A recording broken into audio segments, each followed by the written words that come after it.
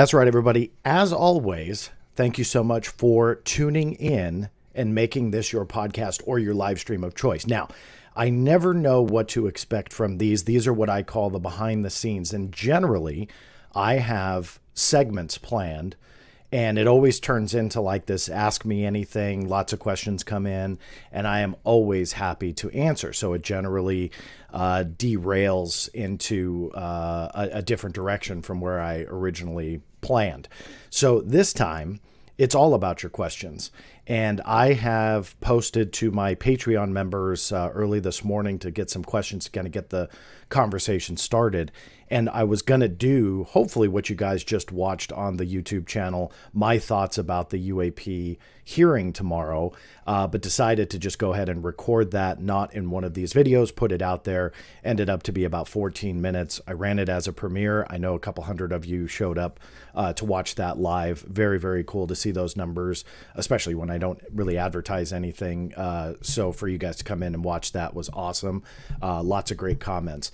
I am happy to address any additional questions that stem from that video, or if you didn't watch it, I likely won't repeat everything that I said there, but happy to touch on a very popular topic right now, which is the UFO/UAP hearing set for tomorrow at 9 o'clock Eastern.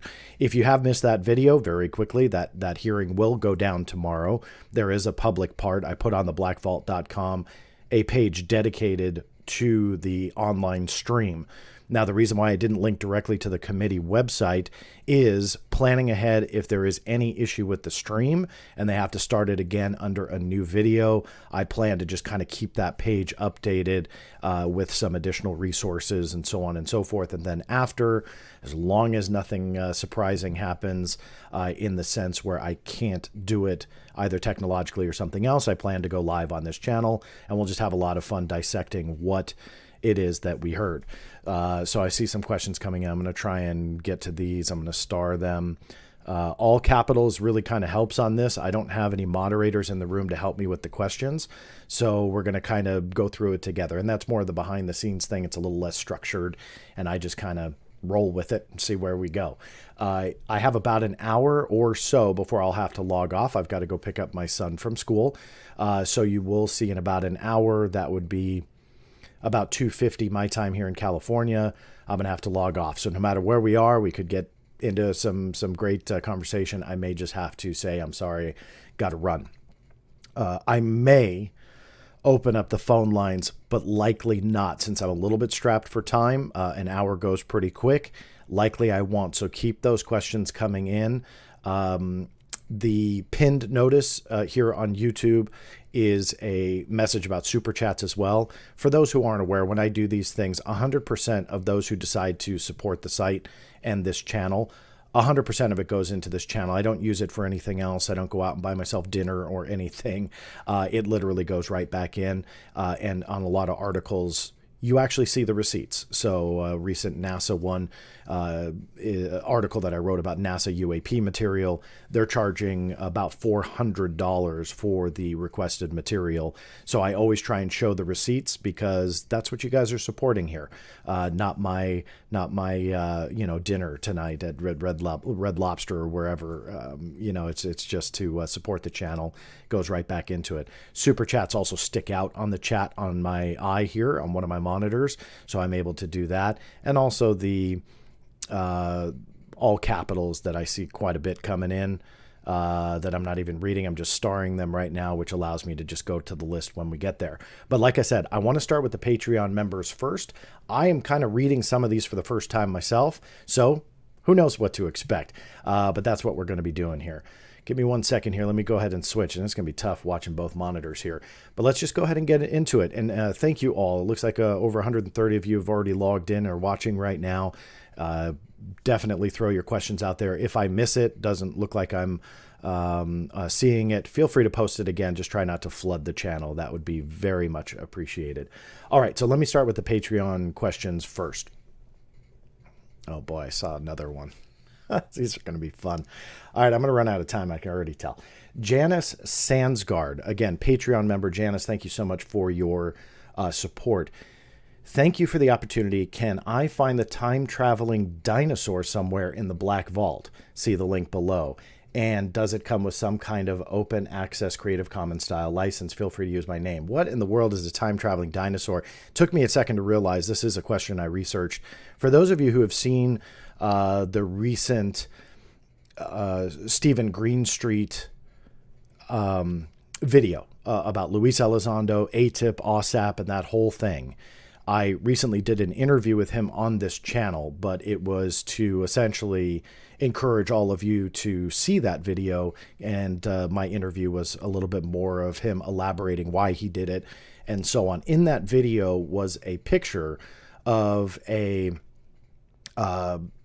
dinosaur in a mirror, and there was a couple others I'm not sure if he used in the video, Stephen Greenstreet that is, but it was all about this dinosaur and wormholes, and that's actually what this is from.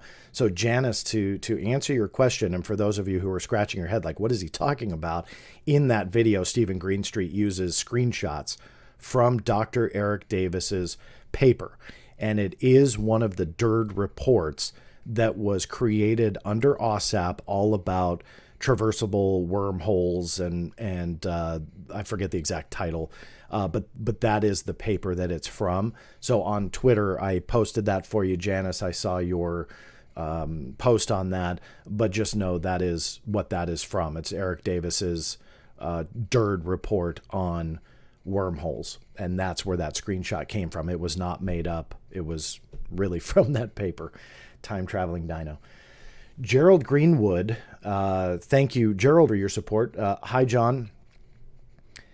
If I read you well, you're someone who's very open to the possibility of all this being something truly anomalous. And yet many of the investigations you do often show the truth is not quite as exciting as what some people think. How do you reconcile those two things? That is a Stephen Padilla, I see your question. I've got it flagged. I'll get to it. That is an excellent question, Gerald. The answer is simply this. I believe that the answers do tread into anomalous territory and stay there, but the anomalies maybe are not as fascinating and as extraordinary as some people want us to believe. And so the way I say that, and the reason I say that, is a lot of people will focus on the extraordinary, the stuff that just has absolutely no supporting evidence, but it's extraordinary, and they focus on that, and that damages the credibility of this topic. I truly believe that. I believe that, like and don't send me hate mail, though I know a couple of you will, like the Wilson Davis documents. I'm sorry, there's no indicator that it is real, and it is a quote-unquote extraordinary story that shows, in my opinion, fiction, or at least this point, no real evidence to support that they depict real events. Likely a real document, but depicting real events is likely not so much. But what happens when you profile that kind of stuff? It's extraordinary, and it's so cool, and it's so awesome to think about. But at the end of the day, we can't prove it. So even though I may think that they're fake, let's just say, meaning the stories are fake that's depicted on these notes, let's just say they're one day proven. Well, look, I will absolutely profile that on this channel if the evidence is there. But until then, to profile that evidenceless stuff is damaging. But I do think that there are a lot of stories out there that are still anomalous, that do have, I would even call them extraordinary answers, but they're not as exciting as some of those stories that come out. So they kind of fall to the wayside. And that's too bad. And that's where I believe that it does hurt this field, because when that evidence-less stuff is in the forefront and people just scratch the surface on the topic and they realize, oh, well, a lot of this is easily explainable, let's move on, that's where it's damaging. It may ultimately be true, depicting real events, but we just don't have the evidence yet. And I'm definitely open to it. I just feel I lean way towards those notes are bunk. And that's just one example. I'm not trying to say it all hangs on that, but rather stories like that. These Project Aquarius documents, MJ12 records, all of that really do, I think, in many ways damage this field, and that's the problem. And I see those suit Jazz. I just saw yours. Thank you so much. I definitely started here. Let me just pull it up. One thing being fake doesn't make everything fake. One thing being real doesn't make everything real. Jazz, I'm pulling yours out of line here because you're absolutely right. And that is a point that I think so many people should realize, that when people like me come out and, let's say, burst the bubble of everybody by pointing out the discrepancies in a story or the shortcomings of the story, or the fact, like in the Wilson Davis stuff, that one of the key documents in that story was essentially fake. Nobody has fought me on that, yet nobody else came out with it, meaning everybody talked about it like it was real. I come out and say it's fake, then everybody backtracks and shifts. The reason why I bring up those examples is just because you can debunk certain stories doesn't mean that particular person just aims to debunk everything. Now, I'm not speaking for anybody but myself here, but when I debunk something, it's not fun for me. You know, I don't get enjoyment out of that, because I know there are aspects to these phenomena that are real. And what's frustrating for me is that when you debunk something, you get labeled as the debunker that just has debunked everything. Well, that's not true. And so that's where I think Jazz's comment needs to be in the forefront of this discussion here, because even though certain things are put to bed by certain people, that doesn't mean those people put everything to bed and dismiss it all. So thank you, Jazz, because that really truly is something that I think a lot of people miss. We can have these intelligent conversations and in the same breath say, I believe this is fake, but I believe this may be real. So thank you for that, Jazz. And getting back to the questions here. Oteil, I believe is how you pronounce his name. Oteil, thank you so much for your support here of the channel, Patreon subscriber. 2 questions. Given how awful Congress is on both sides, can we really expect anything from these hearings? Won't it just be more political theater, and really light on actual unredacted revelations? Absolutely. I did a video, if you missed it, that I just put on the channel moments before going live. And yes, I believe that it will be a little bit of political theater. I'm looking forward, however, to the political theater if they want to push for answers, meaning the congressional committee and members thereof. That if they want to, hey, make it theatrical, that's fine, but push with legitimate questions, push back on the obfuscation that we know is coming. If you missed that video that I put on there, one of the people that is testifying tomorrow is the one who approved the security classification guide for UAP. That's Scott Bray. So he has had his finger on the pulse of secrecy around UAP now for a couple years at least. And so he doesn't want this stuff out. He approved it. He supports the secrecy. We know that literally because it's in black and white. I got this document late last year. So political theater, maybe, but let's push. And hopefully that theater will get them to kind of push for answers and not accept the secrecy and obviously probably, and I'm guessing here, the beating around the bush when they answer these questions. Also from Oteil, might it not be possible that under normal circumstances the ants aren't a problem until they start messing around with nukes? I just can't get past all the totally credible military men who were in charge of our nukes that Robert Hastings brought to the National Press Club. This obviously ties into my ant analogy. Anthill analogies I've used quite a bit, and I know others have as well. I'm not taking full credit for that. Not in this video, but I've used that analogy before. My answer would be the same. I mean, quickly setting up, do we care about bulldozing? And anthill, do we care when they war with a neighboring termite colony? My answer would remain the same. And the reason why I say that is, what is a nuclear explosion? And I'm speaking generally here, not the science, but what is a big explosion, let's say, to something like that, an intelligence that is small in size, lesser advanced? What is big to them is very small to us. So go broader. I don't believe that aliens are going to traverse the stars and go, wow, They have nuclear weapons. We need to stop all of this. Even though there is a lot of connection between nuclear facilities and UFOs, I know it's not a popular stance to take. The human mind wants the idea that we are going to be saved by aliens so we don't destroy ourselves. And to be honest with you, I just don't think they care. So when the ants start messing around with nukes, will we go out there? Well, again, that nuke to them is going to be nothing to us. It's minuscule. It's not a threat to us at all. It's just big to them.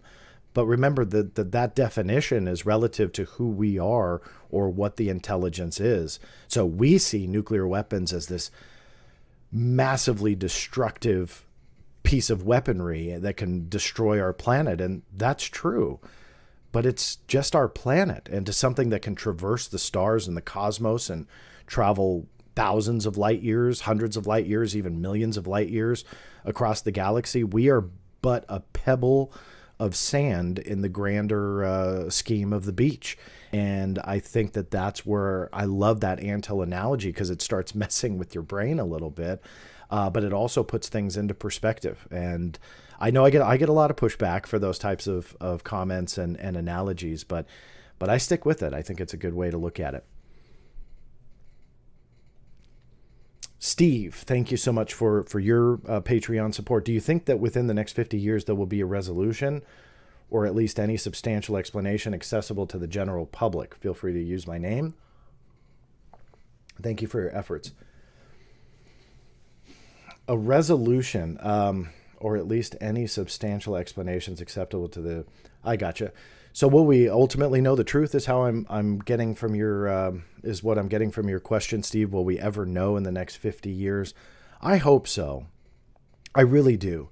But as I pointed out in my video that I posted, I think the secrecy has deepened in the last few years, despite what people think.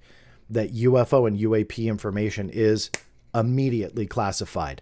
How do we know that? Because of that classification guide that I referenced earlier.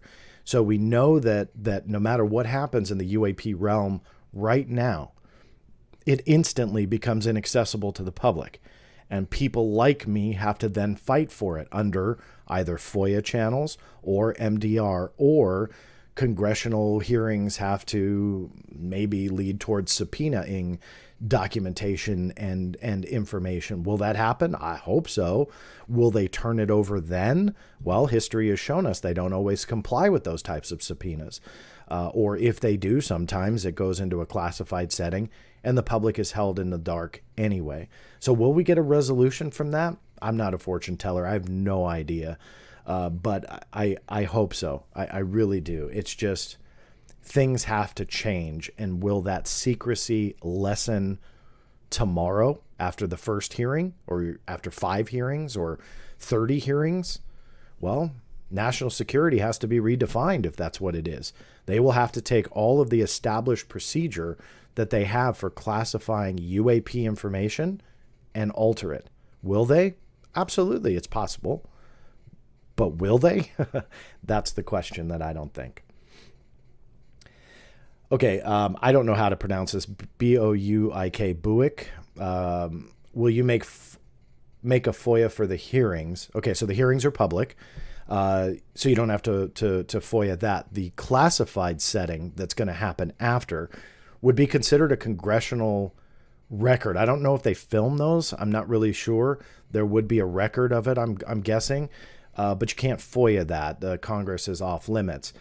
However, what I am doing is you have to play ball by their rules, and you have to learn ways to essentially circumvent the obvious. And in this situation, I won't go on too much of a tangent, but for those who are interested in FOIA, the surface story here is Congress is untouchable by FOIA. Okay, that's true. There's no getting around that. But what happens is you then try and figure out what was Ronald Moultrie and Scott Bray talking about, communicating about, writing about, planning. What were they doing behind the scenes to plan for that classified hearing? So even though you can't get in the doors of the classified hearing or get a video of it or FOIA the transcript, all of that is off limits. But that's not the end of the game. Figure out the rules and you can start going through proper FOIA channels and start hitting their emails, reports, letters, memos, photographs, videos, PowerPoint presentations. Whatever you can think of that they may create for that, you start going through those channels and file those cases. Have I? I will be. I'm not yet, because the moment you file, that's the stop of the clock. So when you file at 12 noon, technically anything made after 12 noon will not be responsive to that case. So you have to strategically plan the timing of the case.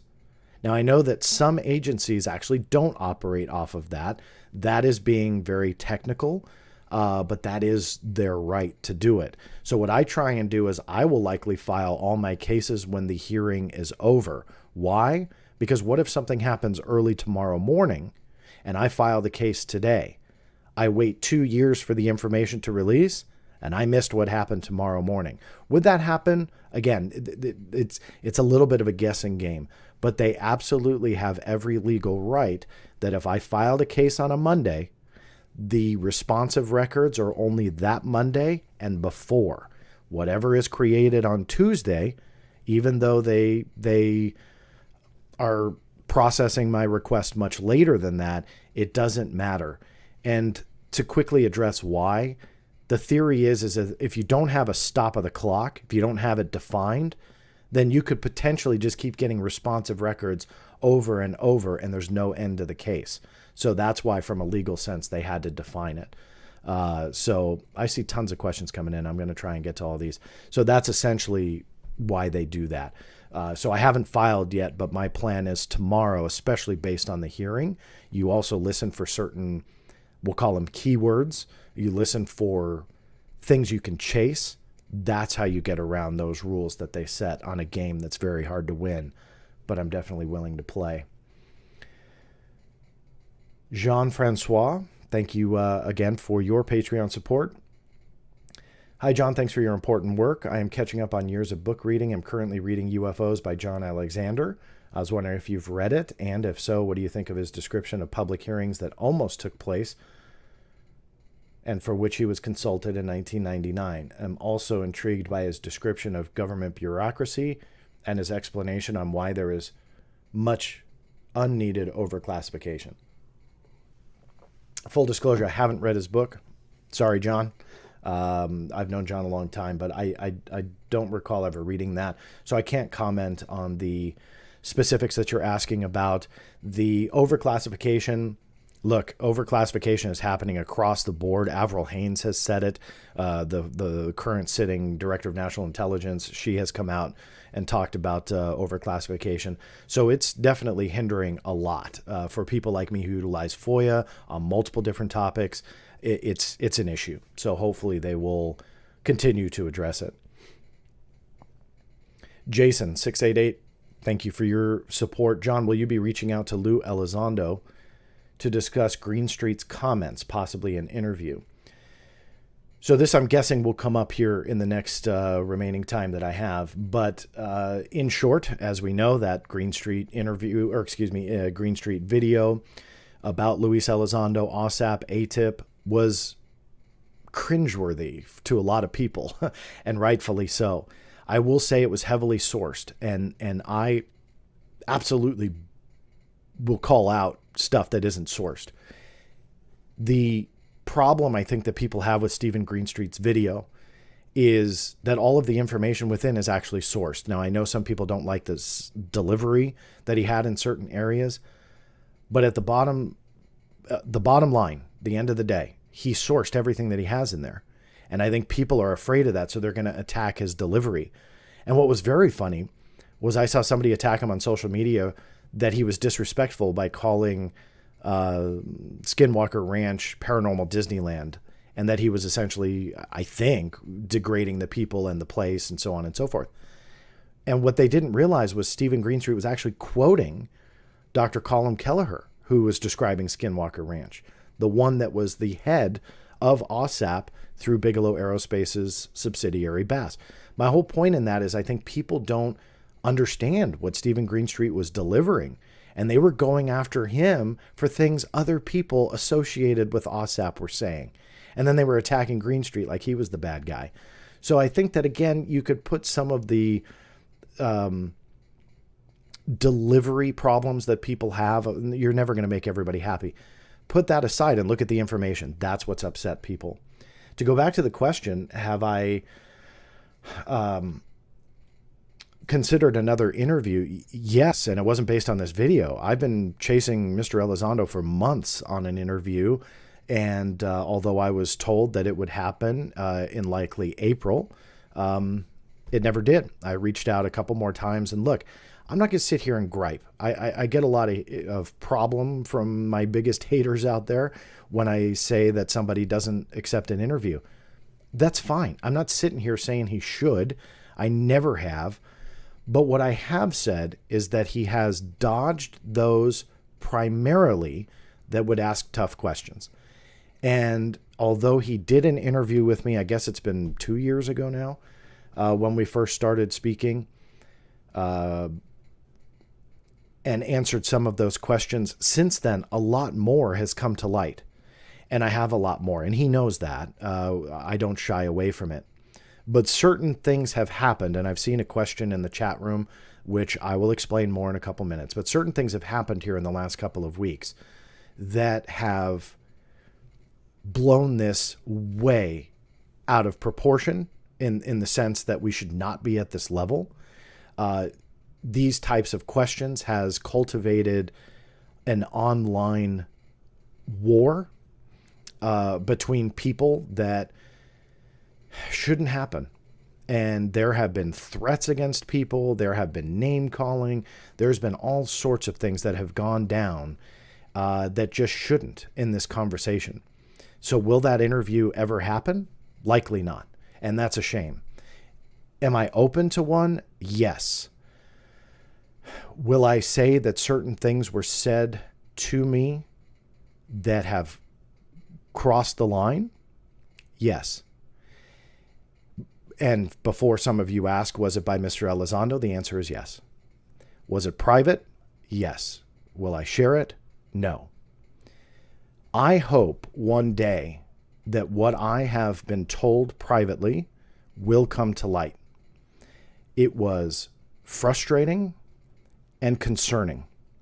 I brought it up to Mr. Elizondo's attention that it was concerning and I'll even say disturbing, and that I was done. I will leave it at that. It has nothing to do with the felon comment, which some of you are asking about, and I'll get to that. But regardless, it's frustrating.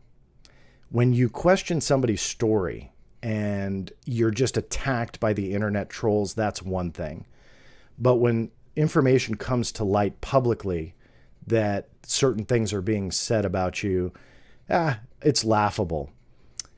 Other things were said privately that, in my opinion, crossed the line. I don't believe that I, despite my criticism, despite my questioning, deserved it.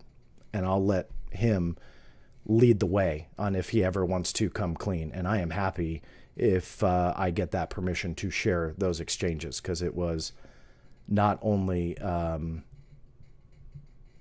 well, it was in writing. There's evidence of all of that. None of that is he said, she said.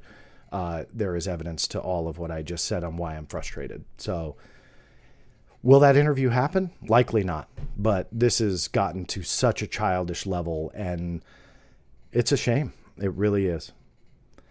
Paul Kirsch, hi. What do you think about, what do you think will come out of the hearings tomorrow? Paul, I did the video on this channel. I appreciate your support on Patreon. We've touched about it on this video, but I would definitely encourage you to watch that 14-minute or so video. Just some preliminary thoughts. Have you done a FOIA on the Carrot program investigated by Linda Moulton? How? Yeah, that goes back years ago. There's really nothing to FOIA on that. Can I prove it's a hoax? No. It's been years since I've looked at it. I know that a lot of people thought that they were models and stuff like that.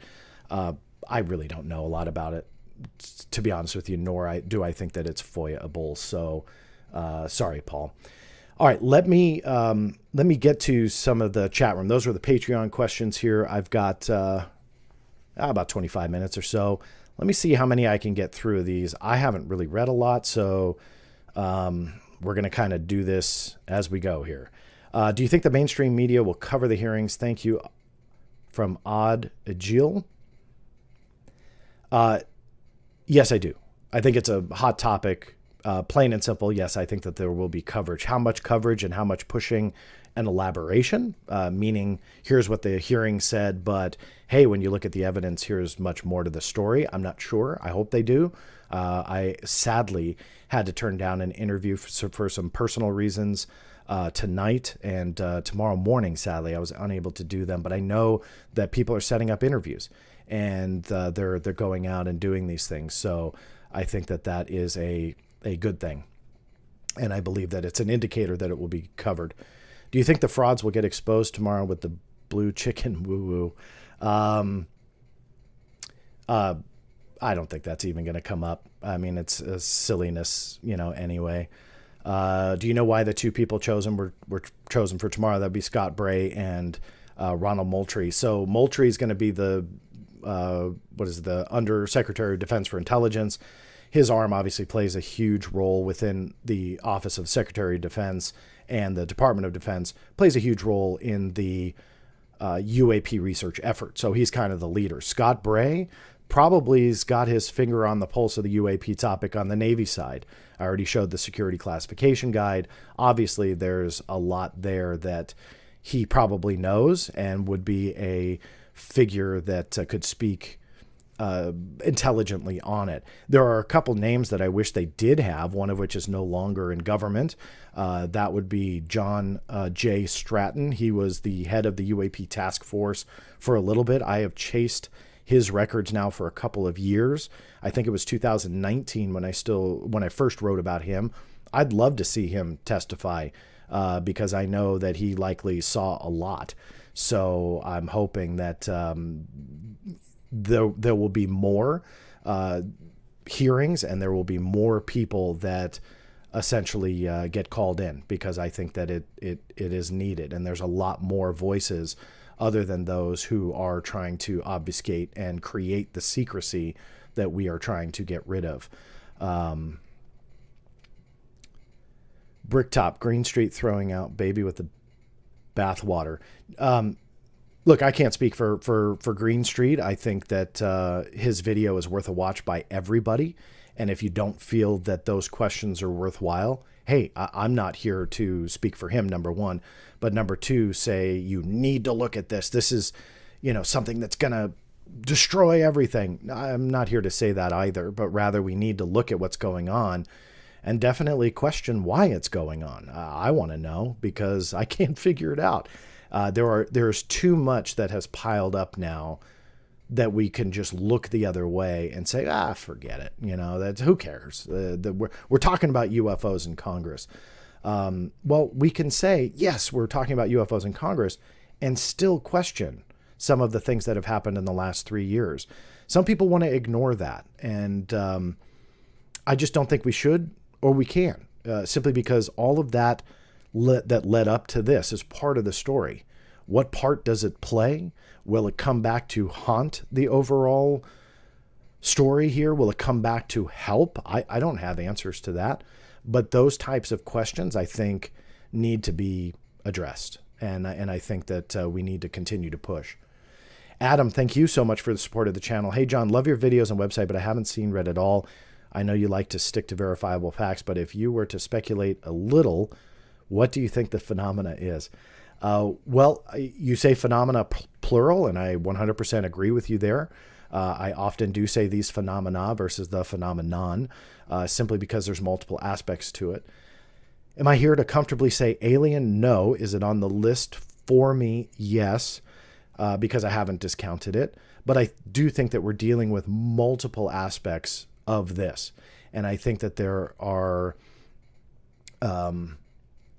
multiple explanations. And I go back to Jazz's original comment where you say, hey, if you debunk one, you're not debunking all. And that's absolutely right. And I think we have to look at everything through the lens of a microscope, and one that really gets into the nitty gritty, and see what is worthwhile to fit into different categories. And very much like the government has these different categories, alien's not one of them, but the same concept where you have different boxes that you put them in. That's what we have to do. And I believe that these phenomena, it encroaches into all of those categories. Absolutely. RBO7, do you ever feel like you're ultimately wasting your time or have any doubts about this stuff in general? General question, not talking schmack. No, I don't feel that way. Number one, I have so much fun with this, not only with the UFO topic, but government secrets as a whole. I don't feel that it's a waste of time, because in addition to sometimes running into roadblocks, or sometimes just hitting a dead end, or not finding what you want, the failure, if you will, where you set out to find something, you don't find it. All of those pieces of the puzzle then go onto the black vault, and they're available for all of you to see. And I've done this now for more than 25 years, nearly 26 years. And I love that aspect of it, simply because what sometimes took me 2, 5, 10, 12, even 14 and a half years to get those particular pieces of the puzzle, you guys can download them all in the snap of a finger, depending upon your internet connection. But you know what I mean, that you have access to that information right up front. And so that's something that I've always loved about what I do, and definitely don't consider it a waste of time. Plus, as time goes on, you find different gems. You find things that no one else has, and you find things that I've never seen the light of day before. And that is such an amazing feeling when that happens. And sometimes they're very small triumphs. Other times you're like, wow, never thought I would get that. All of that is never a waste of time. So no, to your first part of the question, doubts about this stuff in general. It's not that I have a belief that I'm starting to doubt, but rather just kind of on this journey trying to figure out what is going on, and where we are, and what can we discover, and that's it. And I think pushing for that will only be better and get more information. Speedy Door, thank you for your support. I think that's a British pound. So listening overseas, thank you for that. Hello, sorry if this is way off topic, but do you know where I can get any info on the Kecksburg incident? I do. Stan Gordon, who is a researcher and someone I've known a very, very long time. He's out of Pennsylvania, at least the last I checked.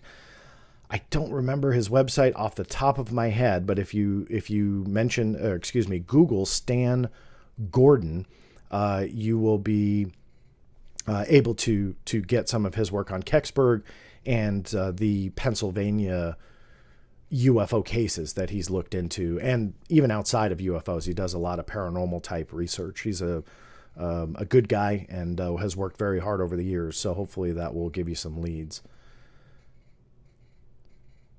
Adam, I accidentally pulled you again, but thank you again. I know we already went over that. Let me see here. Is Lou a disinformation agent? Look, I'm not here to label people in that way. I think that there's viable questions, and we can ask those questions without necessarily saying, you're a disinfo agent, you're part of a PSYOP. I know a lot of people tout that line. I'm not here to do that, but rather I do think that there are important questions. I am often mocked for saying that by saying, oh, he's just asking questions. Well, that's what I'm doing. So I take the mocking and laugh at it because, hey, if you're going to come public with a story and make big claims, then you should accept the public questioning those big claims and not lash out in the process, which is a shame when you see that.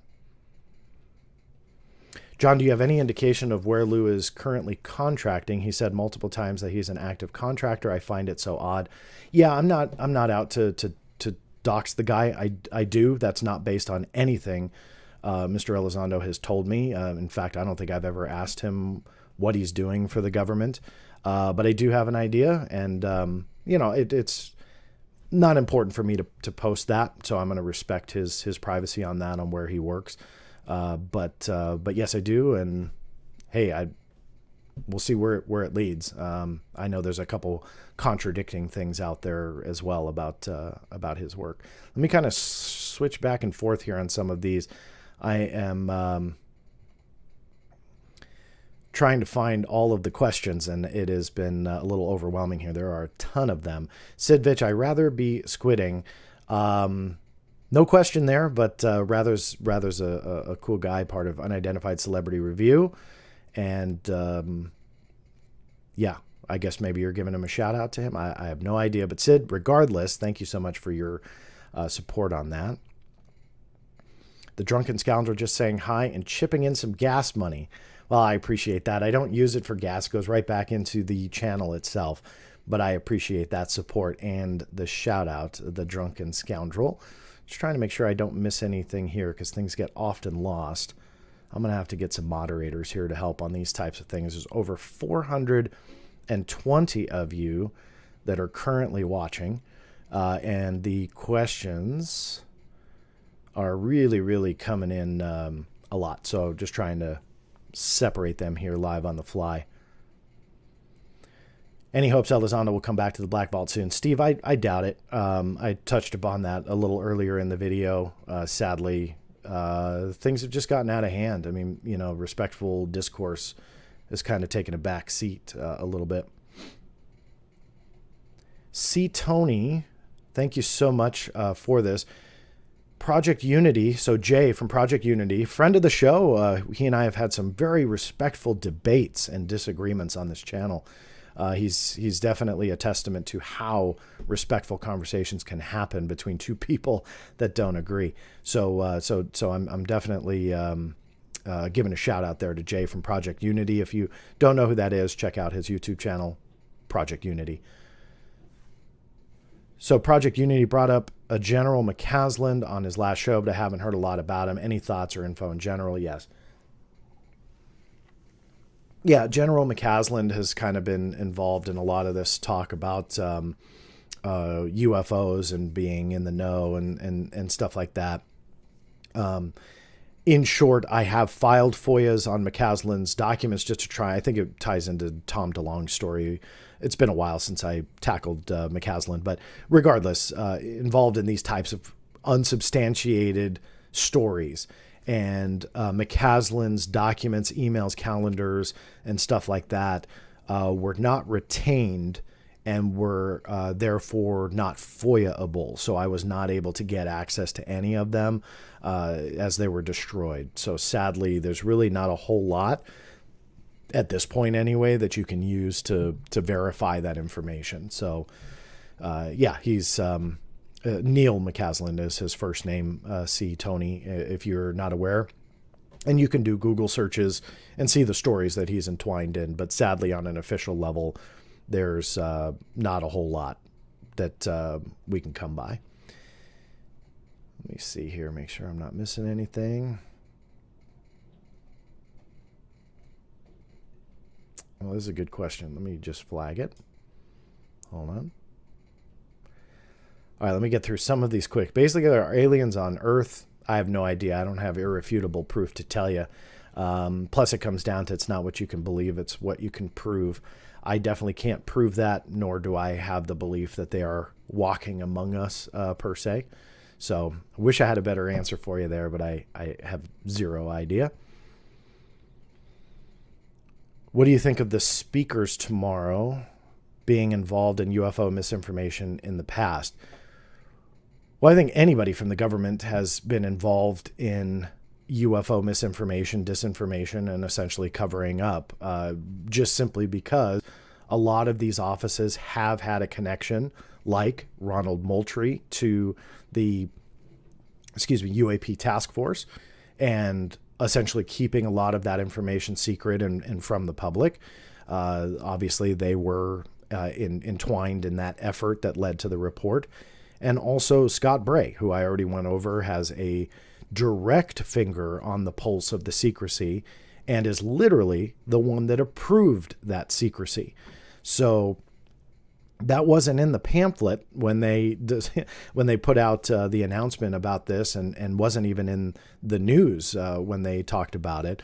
But the moment I read Scott Bray, I went, that's the guy. And I pulled up the security classification guide that he was there, that he was in the thick of it with the secrecy.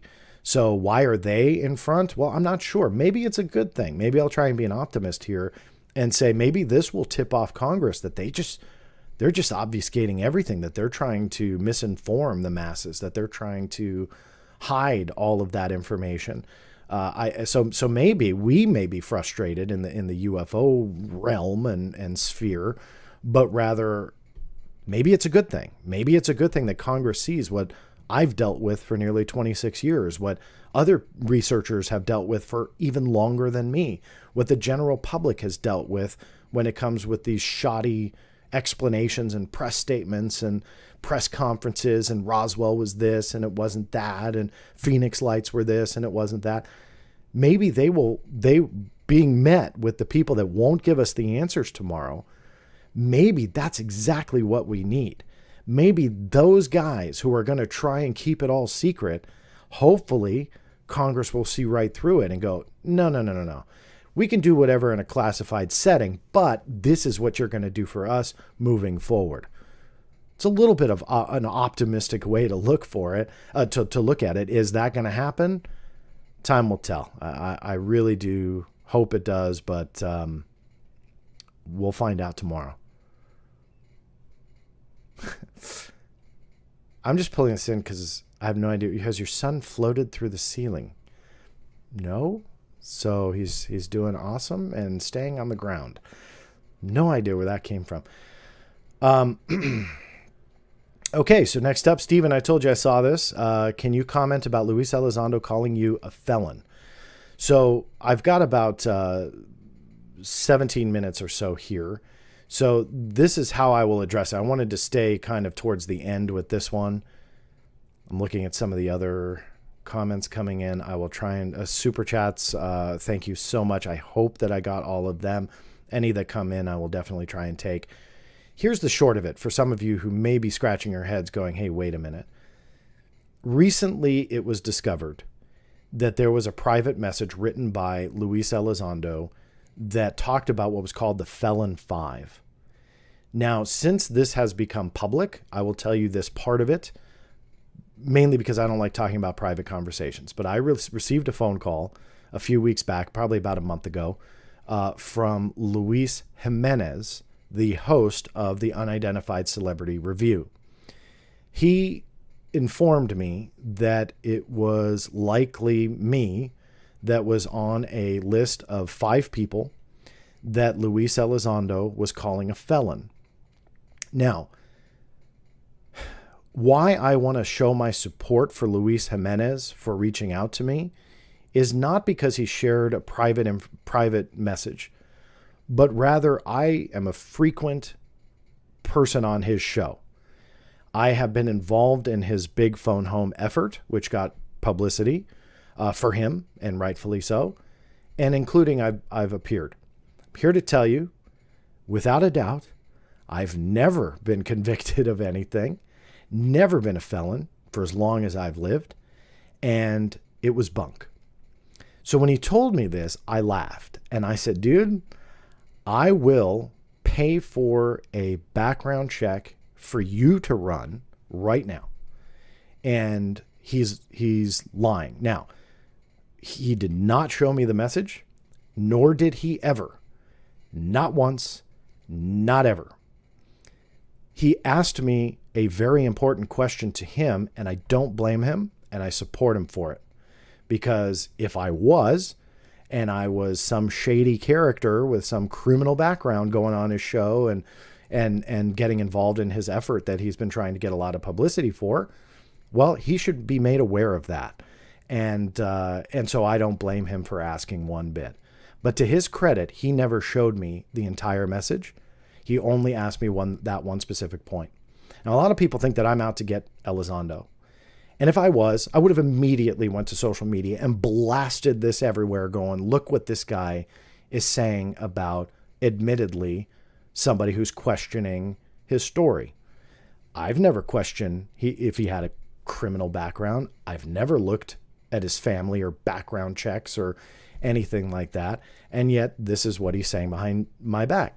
I left it alone. To be honest with you, forgot. Well, it came up again in the unidentified celebrity review by Stephen Greenstreet, who I don't know who told him. It was not me. And you can all clearly see it wasn't Luis Jimenez either. So Stephen Greenstreet had learned he as well was on this list as being a quote unquote felon. It came up. It got very awkward on that show. I was not on the show, but rather an observer. But it was clear that this list was being passed around. So it again got very awkward. And to my surprise and disappointment, the actual messages were blasted out on social media, and they were quote unquote leaked, but by Luis Elizondo himself. He shared through his personal friends, which I have no idea who these guys are, one of which blasted it out on social media. It included Luis Jimenez and his original private message, which was heartfelt, I believe, from him to Luis Elizondo. Should never be shared. I believe that was absolutely low. And the felon comment. And look, people are going to argue on who he was referring to, but Luis Elizondo clearly has a list of people he thinks are felons. I am on a short list of people that if I am not a felon, he said shortly after my name and Stephen Greenstreet that we were mentally unstable and that we were hucksters. So he was either labeling us felons or mentally unstable and a huckster. Now, all of this is ridiculous drama, and I'm cringing even having to bring it up on my channel. But the reason I'm doing it is a lot of people are asking me, what is this all about? And to be honest with you, it's disturbing. It really is. There was more that happened behind the scenes. And to Luis Jimenez's credit, forgive my tongue tied there, to his credit, never told me that Luis Elizondo was also putting me in this list as being mentally unstable. It's clear in this message. I'm not going to show it. I'm not even going to read it. You guys can find it on social media. But to know that he did that, Luis Elizondo did that through a described personal friend of his on Twitter and got into this muddy mess, this has gone to lengths that are ridiculous, and it is not a rumor that he leaked it because Luis Elizondo told me that he gave it to disseminate. That's what he said. And I don't like to deal with private messages, but I am giving that part out because people are blaming the wrong person. He told me it was to clear his name. So he didn't call me a felon, but apparently I'm on the list of mentally unstable. This is ridiculous. It really is. And I hope more people see through this, that this is a clear segregation of those who believe that company line. And if you go against that, you are ostracized. You are villainized. You are demonized. You are the absolute dirt of this conversation, mentally unstable for us to ask questions. I laughed off the felon thing. I really did. The mentally unstable thing kind of smirked at. What happened thereafter is sad. It really is. And that this has come down to this. So I don't want to go farther than that, but hopefully Stephen and anyone else who wants to know about this will now realize, look, this is getting dirty. And I fully support that if anybody wanted to question what I've come out with and what I have said or what I've claimed, I've chosen to do that publicly. I expect pushback. I just do. So for somebody who's come out from the government, who has an intelligence background, counterintelligence background, to get pushed to this level of leaking private messages and calling people mentally unstable and hucksters and felons. Why? What? Why? Because we're questioning. Even if we were rude, even if people think that I'm a huge meanie jerk for asking these questions, is any of that justified? Behind people's back, and then when push comes to shove, hey, let's just put all these direct messages, private messages out on Twitter to embarrass somebody else, and my name is thrown in the mud with the others. I'm only mentioning Stephen Greenstreet. I'm not going to mention the others in the list. Again, I don't want to add to this, but since Stephen Greenstreet was very public with his interview, I feel that it's okay to mention that. The rest, it doesn't matter.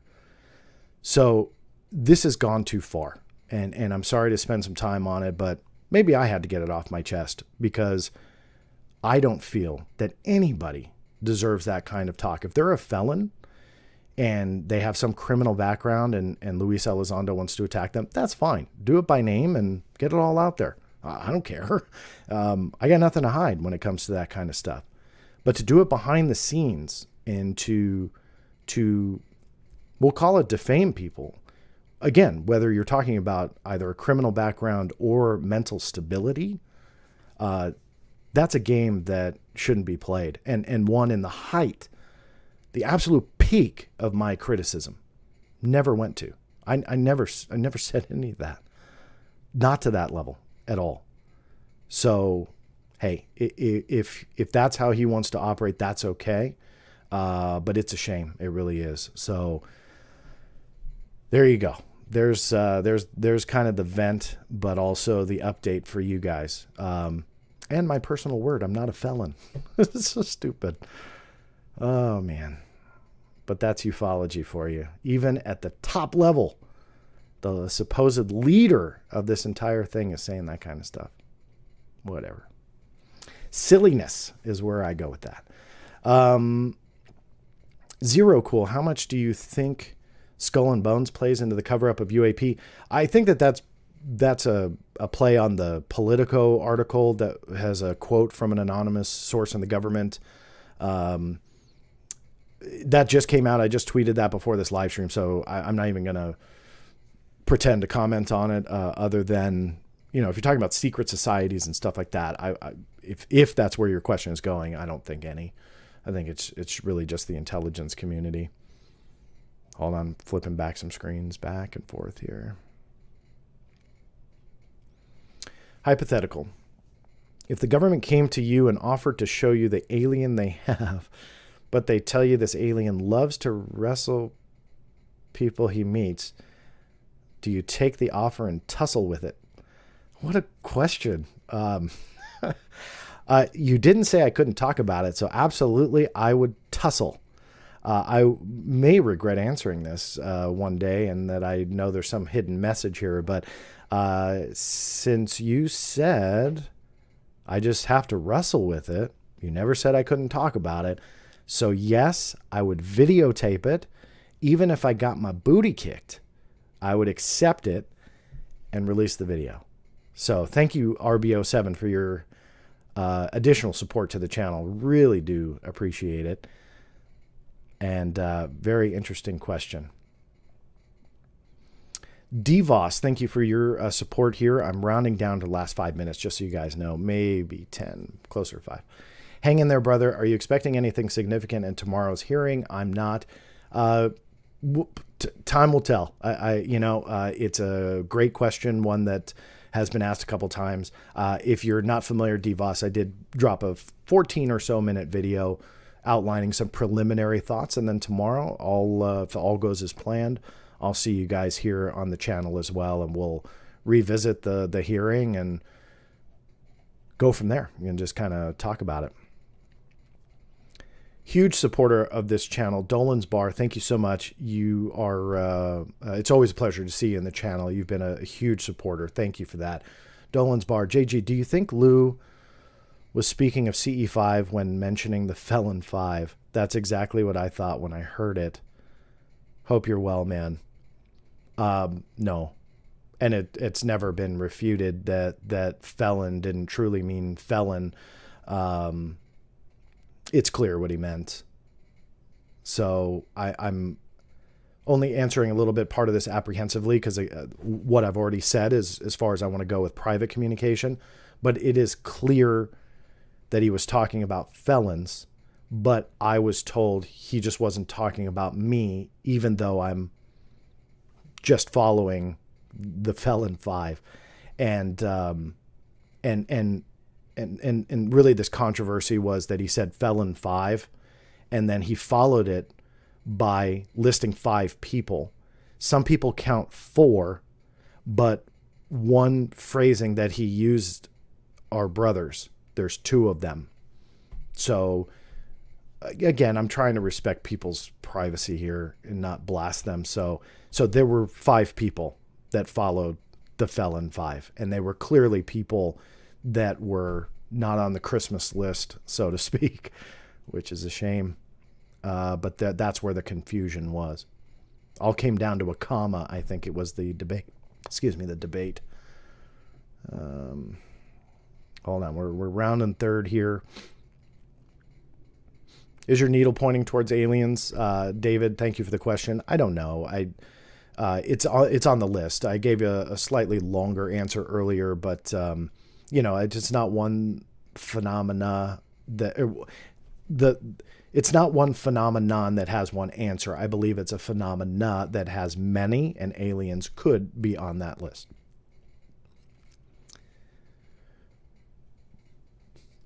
Stephen, I wanted to make sure I got to this. I don't know chronology when it came in, but it's great. I sure like to hear Luis Elizondo respond to his leaked comment. I would too. And to be honest with you, I think it's only fair. Not only, he doesn't have to be fair to me. I don't care. At this point, I'm kind of done. But the other people that were on the list and the people that are being confronted by this situation, I think deserve to know an answer.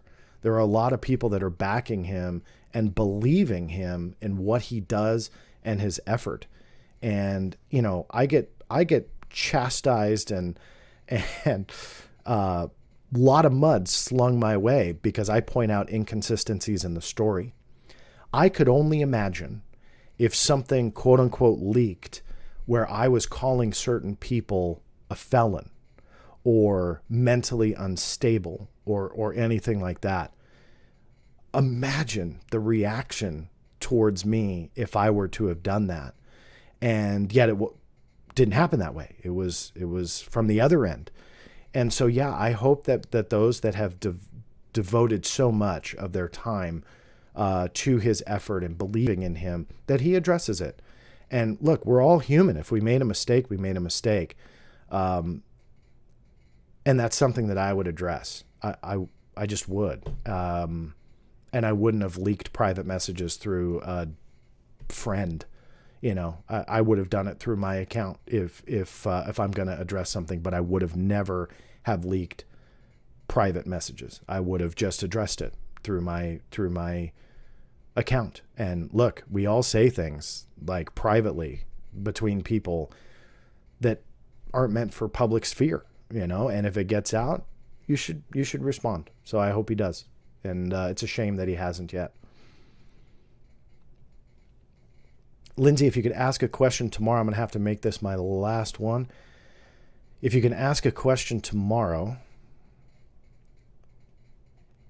Hold on, I'm only pausing because I do see one more here, and I want to make sure I get to the super chats as well. If you could ask a question tomorrow and get an honest answer, what would you ask? It's hard to put them in order. I've listed a couple of them. One of which that I think would be a good one is there is clear, and a caveat, preface, being that there is clear evidence of a cover-up that has stretched decades with a government denial on the interest in these phenomena.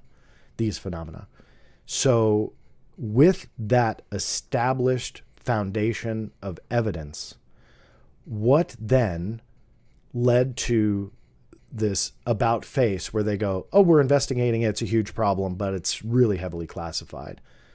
What was that pivot? Why did they feel the need to do this and do this now, or 2 years ago, 3 years ago, whatever their pivot point was? But why? Would that be my most pressing? I don't know. It's kind of hard. I also try and weigh the what I know would come into a classified territory and that they would deny it. So that's why some of my questions I posted on Twitter were a little bit softer, but simply because I was trying to structure it that if you're in a public hearing, you can't cross a certain line, or they'll just say, I can explain more in a classified setting. That's what I aim for when I generate those types of questions. But if it were up to me and there were no boundaries, I think I'd probably ask 100 of them. Hello from London. Love the channel. Any insight on the next big project you're working up? Neil, thank you so much for the question and the comment. At this point, I'm always working on something. I do have a lot of material from NASA on UAP coming. I just posted a document today that shows that just in April, NASA Director Bill Nelson was involved in some kind of UAP meeting. As far as I know, that was never before known by the public. So there's so much that's in the works that's coming on this very topic that I think that even though tomorrow's exciting, the amount of material that I know is coming versus the stuff that I believe is there that I hope is coming is overwhelming. So hard to round it down to one particular story, but rather there's a lot going on there. Thank you, Sirwani Tub. I'm not sure what PLN, what currency that is, wherever you are on the planet. Thank you so much. Smash that like button. Much love from PL. Man, I'm going to feel dumb, but I'm drawing a blank on PL. Regardless, thank you so much for that support. And it's going to drive me nuts. Someone in the chat, tell me what PL is, and I'm going to feel dumb because I can't think of it on the fly. So thank you for that. And with that, I'm out of time. I got to go pick up my son. Thank you guys so much for tuning into these. I always have a lot of fun. I know part of it was something I just didn't want to deal with, but sadly, a lot of you are curious. They're following it, and I wanted to at least give you my side. And I hope others who are involved in that conversation give you theirs.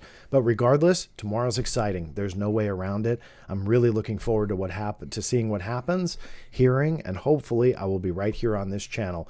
Make sure, in addition to hitting that thumbs up button, go ahead and subscribe to the channel. Make sure that you watch for notifications tomorrow. I'm sure something will probably drop on here. Thanks again. We'll see you next time.